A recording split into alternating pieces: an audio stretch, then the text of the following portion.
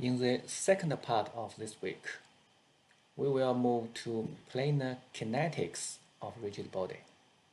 But in this week, we only talk about one thing: moment of inertia, or mass moment of inertia of a rigid body. We will study what the mass moment of inertia of a rigid body is, what's its role, and how to calculate. And we will learn how to use the parallel axis theorem to calculate mass moment of inertia of a rigid body about an axis.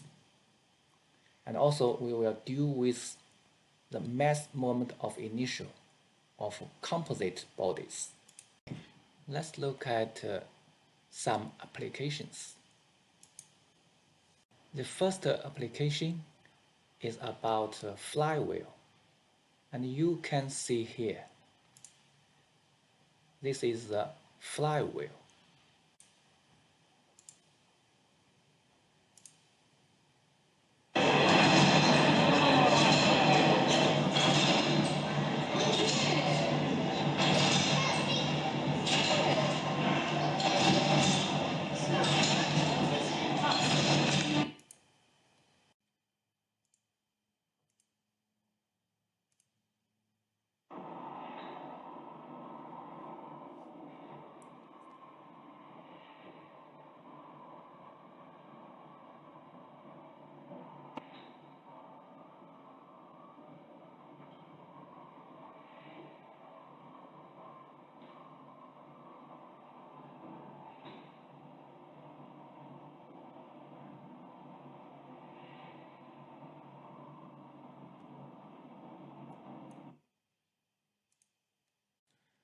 For this kind of components, you can see mass is always not uniformly distributed.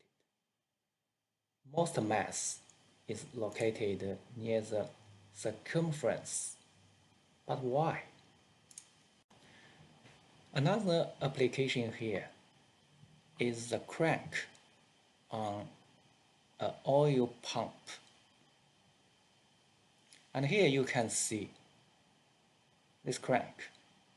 Definitely the mass is not uniformly distributed, and this crank can have a rotation about its fixed axis through point A.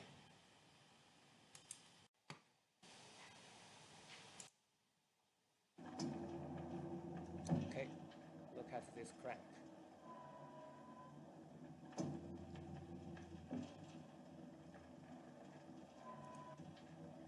Or this one.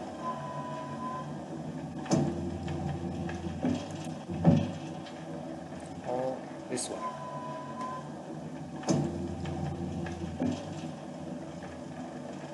They are all the same.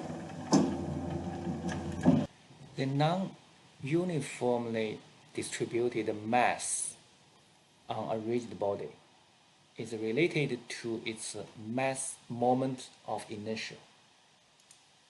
But what is the role of mass moment of inertia in this planar kinetics? Look at this diagram. Here there is a rigid body, and this rigid body can rotate about a fixed axis through point G. G is its mass center point. Initially, this rigid body was at rest. If we want to make it rotate about this fixed axis Z, we must give a torque. Or if this rigid body is rotating about this fixed axis through point G, but if we want to make it rotate even faster or slower, we also need a torque. This means a torque can generate an acceleration on rigid body rotating about a fixed axis. The relationship between the torque T and the acceleration alpha is the angular acceleration. This relationship can be expressed using this equation. T is equal to I times alpha. And I here, it means the mass moment of inertia of this rigid body about the z-axis. If you have any difficulty to understand this equation, I should let you know. This relationship is actually as similar as the relationship between a force and acceleration on a particle or a rigid body. Let's have a comparison. In the top, this equation, F is equal to m times a. And this equation is the second law of Newton. And this is applicable for a particle in particle dynamics, and it can also be used for a rigid body if a rigid body is undergoing translation. We will talk about this later. And in this equation, m is mass. M measures the resistance of this body or a particle to translation acceleration. Okay, now look at the equation we introduced just now. And here, T is equal to I times alpha. And I is the mass moment of inertia of a rigid body. It measures the resistance of the body to angular acceleration. So the rho of m in this equation and the rho of I in this equation, they are similar. The mass moment of inertia of any rigid body about an arbitrary axis can be calculated. The fundamental equation is here. We should know this equation, but in this subject, we don't really use this equation to calculate mass moment of inertia. But here, one important thing is the SI unit of mass moment of inertia is kilometer square. For many rigid bodies that have a regular shape, there are established equations to calculate their mass moment of inertia about some axis. These equations can be adopted directly. And here you can see the equations for calculating mass moment of inertia of some rigid bodies. So for example, sphere, its mass moment of inertia about axis x, y, or z. And this one for cylinder. Hemisphere, cone, thin circular disc, thin plate, thin ring, and slant rod. This equation page can be found at UTS online on the resources, then subject related. You don't need to remember all these equations. It will be available for you when you try to solve the problems in your assignments or when you do your final exam. This equation page will be provided to you. One thing I must highlight is, for a rigid body, its mass is a constant. But when we talk about its mass moment of inertia, we must indicate what axis we are talking about. A rigid body can have various value of mass moment of inertia when it rotates about various axes. For example, in this one here, for a thin circular disk, about axis X or Y, MMI should be 1 over 4 mr squared. But about the z-axis, MMI becomes 1 over 2 mr squared. If about axis z prime, it will be 3 over 2 mr squared. For a thin plate, it's similar. If the MMI of a rigid body about an axis is already known, then the MMI of this rigid body about any other parallel axis can be easily determined. So for example, in this diagram, if we already know the MMI of this rigid body about axis z prime going through its mass center point G, then we can calculate the MMI of this rigid body about axis z going through point A. And here, axis z and z prime, they are parallel to each other. Here is the equation. We just simply use the MMI about an axis going through point GIG.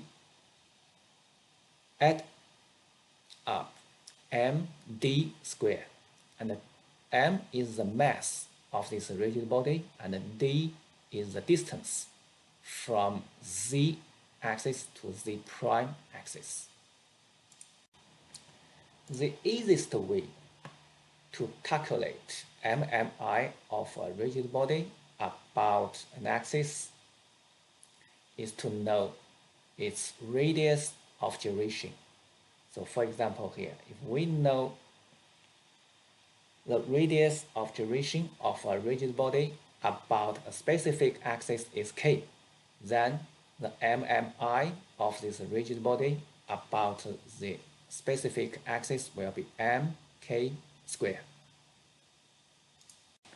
This is very convenient, especially when a rigid body has a complex shape or an established equation is not available. If we have a system, and in this system we have a few rigid bodies, then the mass moment of inertia of this system about a specific axis, it can be easily determined by calculating the MMI of each rigid body about this specific axis, then simply add up. Now, example. In this example here, there is a pendulum This pendulum consists of a slant rod, and its mass is 10 kilo, and also a sphere. The mass is 15 kilo. The target here is to calculate the MMI of this pendulum about an axis through point O. To do this calculation, we will need parallel axis theory and also the knowledge of composite bodies. Okay, now look at how to do this calculation. So firstly, we look at this slant rod. For this slant rod, its mass center point is the middle point. And we also can look at this sphere. For this sphere, its mass center point GS is its center. For these two rigid bodies, we can easily find the established equations for calculating the MMI of these rigid bodies about its mass center point. So for example here, for this sphere, about an axis through point G, the mass center point, it should be 2/5 mr squared. For this slant rod here, about an axis through its mass center point G, x or y, MMI should be 1/12 ml squared. Here, this one for calculating the MMI of this slant rod about an axis through point, its mass center point G, R. And here, that's the MMI of this sphere about an axis through its mass center point GS. But the target here is the MMI of this pendulum about an axis through point O. So for this slant rod, we use parallel axis theory. We use the MMI of this slant rod about an axis through GR plus 10. 10 is the mass of this slant rod times the distance between the axis through GR and an axis through point O square. For the sphere, we can do the similar thing using parallel axis theory. So we can work out the MMI of this slant rod about an axis through point O, and we can work out the MMI of this sphere about an axis through point O. It's here. Then we just simply add up using the knowledge of composite bodies. Then we can work out the MMI of this pendulum about an axis through point O. Next example, and this example is a bit interesting. And here you can see a plate. And we already know its density, and the thickness of this plate is 10 millimeter. The target here is to calculate the MMI of this plate about an axis through point O. Firstly, let's look at the equation page to see if we can find an established equation for our calculation.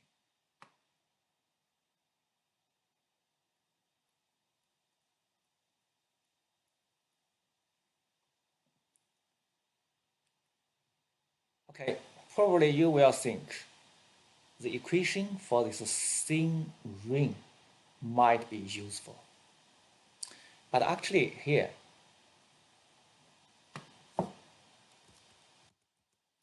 this plate is not a thin ring. Thin ring means this thickness of the wall is very, very small. But here, definitely, it's not the case. But is this plate a thin circular disc? Not really, because it's a thin circular disc. In the middle, no hole. But in our problem, and here we have a hole. So how to deal with this problem?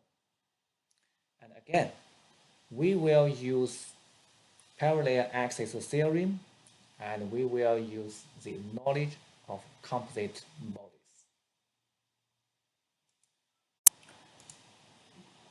We will use the knowledge of composite bodies, but this time we are not going to do addition. Instead, we will reverse the calculation. We will do subtraction. And here, we assume there is a big plate. In the middle, no hole. And this big plate, its radius is 250 millimeter. Then we imagine a small plate, and its radius is 125 millimeter. The dimension of this small disk is as same as the hole. To calculate the MMI of this big plate or this small plate, we can use the established equation for thin disk, a thin circular disk. Okay, so we can calculate the MMI of the axis going through the mesh center point of the mesh center point. For the big disk and for the small disk,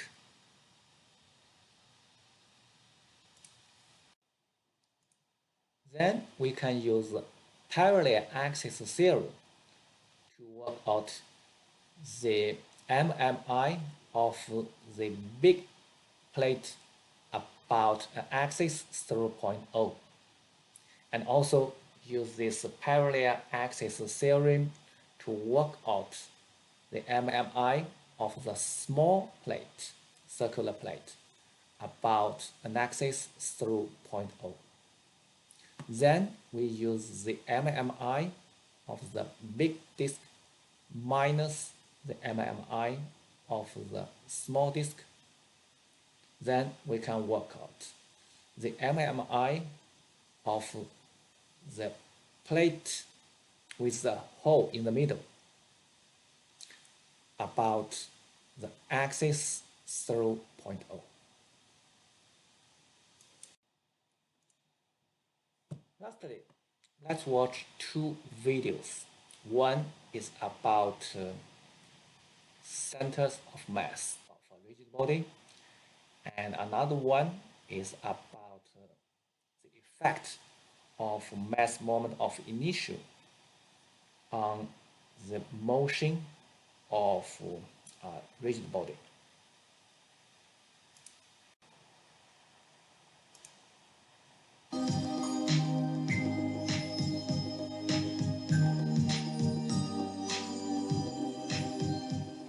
In this video, we will be analyzing the dynamics behind the paths of two different balls with different centers of mass. These two balls seem almost identical. However, the red-laced ball has a center of mass at its geometric center, while the blue-laced one has an offset center of mass closer to the surface of the ball. Let's take a look at the paths of the balls as they are thrown. As you can see, they are almost identical. This is because the centers of mass for both balls travel in a similar parabolic fashion. However, when the balls are tossed into the air with spin put on them, it is easy to see the difference in rotation. This is due to the location of the center of mass. For the normal baseball, the rotation is about the center because that is where the center of mass is located. For the offset baseball, you can see the ball does not rotate in this fashion, rather it rotates at a point away from the center because it has an offset center of mass. We can verify that the two objects rotated about their centers of mass. We can also say that the centers of mass move in a neat path and act much like particles do.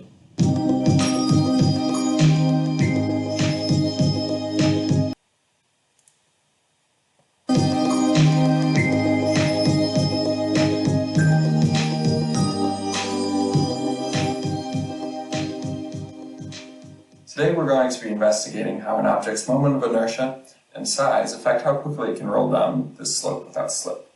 We're going to have three different types of objects. We have spheres, cylinders, and rings. Each of them have a different moment of inertia, and you should be able to predict which one will roll quickest down the slope. First test was the ring versus the cylinder. As you can see, the cylinder rolled much faster than the ring. Next, the sphere was put against the ring. And the sphere did about the same as the cylinder and beat the ring. Now the cylinder and the sphere race. And it's a little closer, but when you look back, and you can see it easier in the slow motion, the sphere does roll faster than the cylinder. Next, we will roll the objects against scaled versions of themselves. First, we will have the spheres. The spheres roll at almost exactly the same rate.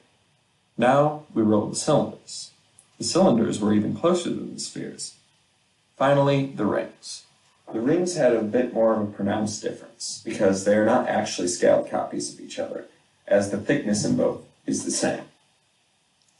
Now that we've seen the results, we should be able to form an explanation for what happened. A convenient notion for this is that of the radius of gyration, or k0. As k0 increases, so too does an object's moment of inertia. You can see the radius of gyration for each shape on screen now. From this notion, as well as the conservation of energy, we can derive an expression for the final velocity of the object that varies only on the height of the slope and the radius of gyration of the object relative to its outer radius. As you can see, since all the shapes k0s are in terms of r, the radius will cancel out in the final expression for velocity. This means that an object's speed down the slope is independent of its size, which is exactly what we have observed. Also, as k0 increases, the velocity will decrease. This means that objects with higher moments of inertia will move slower, which is also what we see. The ring is the slowest with the highest moment of inertia, the cylinder is somewhere in the middle, and our fastest object is the sphere, which has the lowest moment of inertia of any of them.